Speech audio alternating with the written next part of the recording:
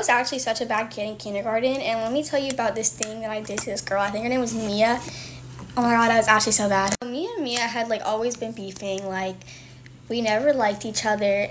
And one day we were like on the playground, and I'm like, "Hi Mia, can I play house with you guys?" Because the boys would like always play tag, and the girls would like always play like house or something. So and she's like, "No, you can't play with us. I don't want to play with you."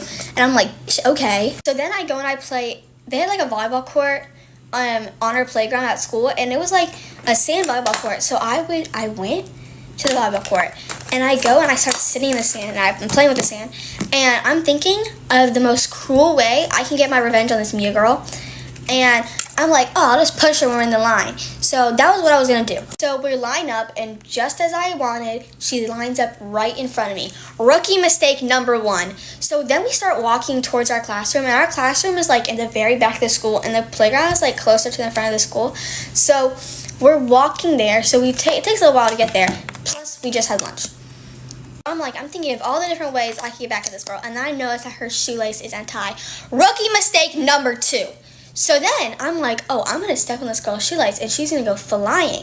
But this girl, she was like 4'8" in like kindergarten. I was like 4'6". So obviously she's walking 25 miles per hour, and I cannot keep up with her. So then I'm like, okay, I'm just going to wait till the line slows down. So the line slows down, and I seek opportunity. So I stomp on her shoelace, and this became a bird. She went flying across the room, and I panicked. I'm like, oh my god, what am I going to do? I'm going to get in trouble. So I grab, and both of her lunchbox went that way, and her water bottle went this way. So I run, and I go grab her water bottle and her lunchbox, and I bring it back to her. I'm like, here you go, Mia.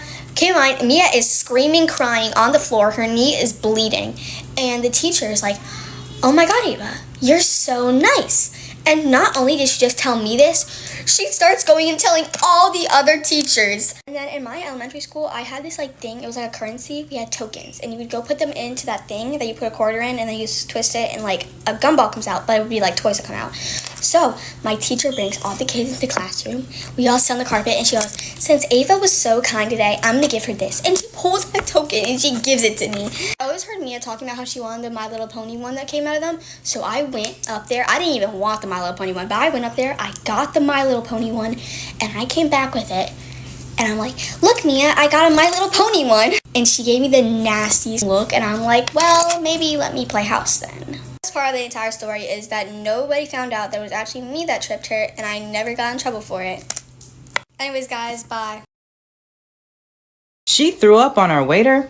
Story time. One day I was hanging out with one of my really good friends, and the entire time we were together, she kept talking about how she felt sick and nauseous and she had a headache. And me being a concerned friend, I was like, maybe it's something you ate. We both had very sensitive stomachs, so 9 times out of 10, either she was sick or I was sick. But she had let me know that she actually didn't eat anything that day, and that's why she was feeling sick. So I was like, okay, well, let's go get some food. So we go to this restaurant, and it happened to be my favorite restaurant at the time.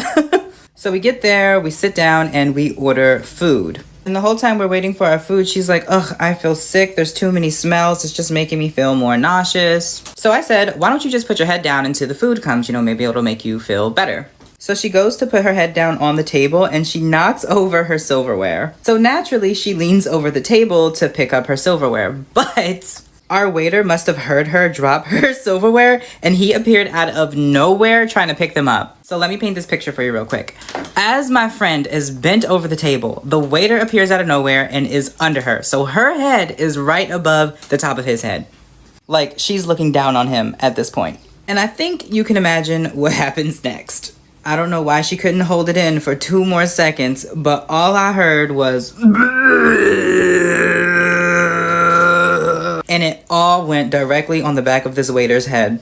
Ugh, it was so disgusting. I have never seen somebody throw up that much all at once. And when I tell you, it was all in the waiter's hair, all down the back of his shirt. It was just dripping. It was disgusting. And as if that wasn't bad enough, it smelled like rotten eggs, and it was like bright orange. It was vile. Needless to say, I asked for the check. I paid the bill, and I left this man the biggest tip that I could afford. And we didn't even leave with our food. Like, we didn't even get our food. But we didn't even care at this point. We were both embarrassed. Her for throwing up on the waiter, and me just experiencing secondhand embarrassment, which is Worse than being embarrassed, I think. And we got the hell up out of there. And then she gonna have the nerve, as we are going home, to ask me, what are we going to eat? Like, maybe you should worry about brushing your teeth and showering first, because it was everywhere. Get ready with me while I tell you how I got a detention for being pretty. This happened about a month ago with my homeroom teacher, and it was traumatizing.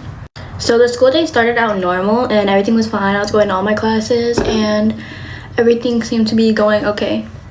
So our class comes up, and we all have to go. Everything's going fine, and when we come back to the classroom, I see a little slip on my desk. The slip said it was from my teacher, obviously, and the reason for the detention was for wearing a full face of makeup. So I'm just kind of sitting there like, what the frick? I'm not, like, I literally don't wear anything to school because it's not allowed, obviously. It's in the rules, you can't wear makeup. And all I wear is, like, moisturizer and whatever, so my skin looks glowy. My mom will always stop me in the morning and will be like, are you wearing makeup? Because my skin is so glowy. Like, I don't want to sound cocky or anything, but that's just how it is. So it's lunchtime and I can't stop thinking about it, and obviously I'm not going to take the detention, so I'm trying to figure out what I'm supposed to do. I'm someone who hates confrontation, so I didn't really want to go and talk to her about it, but I talked to my friends and they're like, yeah, she can't do that, you need to go tell her. So we have this quiet period called dear, drop everything and read. So where everyone else is deering and the room is quiet, so my friends are telling me like, go talk to her now, like it's the perfect time because no one's asking her questions, she's not doing anything. So I go up to my teacher's desk and I'm asking her like, what's with the detention because I'm not wearing any makeup. So she starts yapping. She's like, yes you are, like I can clearly see it. And I'm like, I didn't put anything on today, so I don't know what you're talking about. And she's like, okay, you're gonna have to take this up with Miss Gracie, that's what we'll call her. She's the school counselor. So I'm like, oh shit, okay, like where is she? And she's like, I'll call her. So sooner or later she calls Miss whatever we said her name is, and she comes to the classroom. So Miss Gracie comes and she pulls me out of the classroom. So I explained to Miss Gracie everything that happened and how she accused me of wearing makeup and how she gave me the detention even though I literally had nothing on. She basically inspects my face and eventually she's like, can I touch you? And so I'm like, okay. And so she gets her finger and she's like feeling on my face and she's like, yeah, I'm pretty sure you're good, like I don't see anything. So she sends me back to class and I go back and sit down and start reading a book.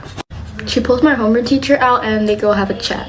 My homeroom teacher comes back into the classroom and she looks like really sad. So obviously I'm assuming that Miss Gracie yelled at her.